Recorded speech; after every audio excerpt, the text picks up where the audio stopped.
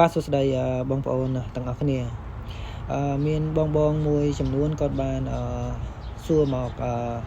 កសិដ្ឋានរបស់ខ្ញុំណាគាត់ថាគាត់ទិញកូនមន់គេមកចិញ្ចឹមតែងតែមានបញ្ហានៅពេលនេះខ្ញុំចង់បញ្ជាក់នៅក្នុងវីដេអូនេះណាហេតុអីបានជាយើងទិញកូនមន់ចេះចិញ្ចឹមចេះតែមានបញ្ហាមកពីមូលហេតុអីសម្រាប់ការយល់ឃើញរបស់ខ្ញុំមូលហេតុវាមានពីរមូលហេតុទី1គឺអ្នកចិញ្ចឹមមាន់ហ្នឹងគាត់ពេលខ្លះគាត់កុហកអ្នកទិញថាមាន់របស់គាត់ហ្នឹង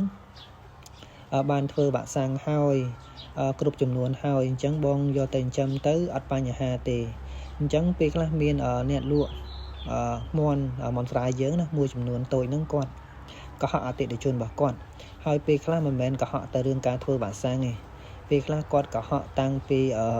អាយុចំនួនកូនមាន់ទៀតអញ្ចឹងបើសិនជាបងអ្នកចិញ្ចឹមថ្មីពេលខ្លះគាត់ប្រឈមនិយាយទៅគាត់ប្រឈមច្រើនក្នុងការមើលមាន់ព្រោះថាទី1គាត់អត់ដឹងថាមាន់មួយសប្តាហ៍ហ្នឹងវាអាចមានទំហំប៉ុណ្ណាមាន់2សប្តាហ៍ហ្នឹងអាចមានទំហំប៉ុណ្ណាមាន់3សប្តាហ៍ដែលគេធ្វើវ៉ាក់សាំងហើយ3ដងឬក៏4ដងហ្នឹង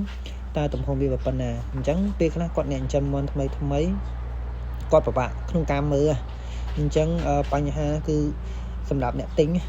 គឺមានបញ្ហាច្រើនដោយសារគាត់អត់បានយល់ដឹងពីអាយុកាលរបស់មាន់អញ្ចឹងធ្វើឲ្យអ្នកលក់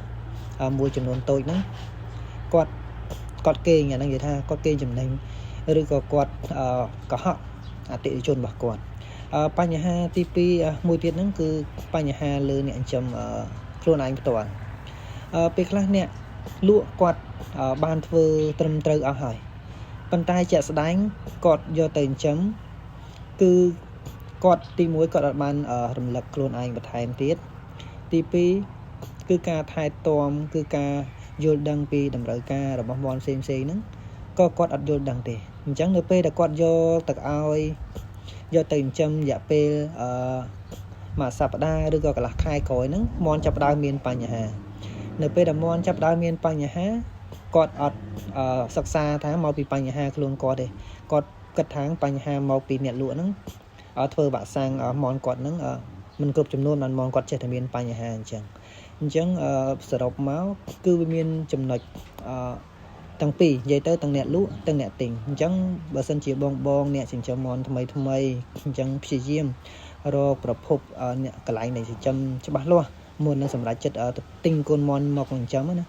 ព្រោះបច្ចុប្បន្ននេះយើងដឹងស្រាប់ហើយការទិញកូនមាន់មកចិញ្ចឹមគឺហានិភ័យខ្ពស់ព្រោះមានជនឆបបោកច្រើនអញ្ចឹងពេលខ្លះហើយលុយសម័យនេះក៏វាពិបាករកដែរអញ្ចឹងព្យាយាមបងអ្នកទិញព្យាយាមស្វែងរកកន្លែងទីតាំងដែលបានត្រឹមត្រូវហើយនឹងច្បាស់លាស់មុននឹងទិញកូនមាន់យកទៅចិញ្ចឹមហ្នឹងហើយអរគុណច្រើនបងប្អូនទាំងអស់គ្នាសម្រាប់វីដេអូនេះ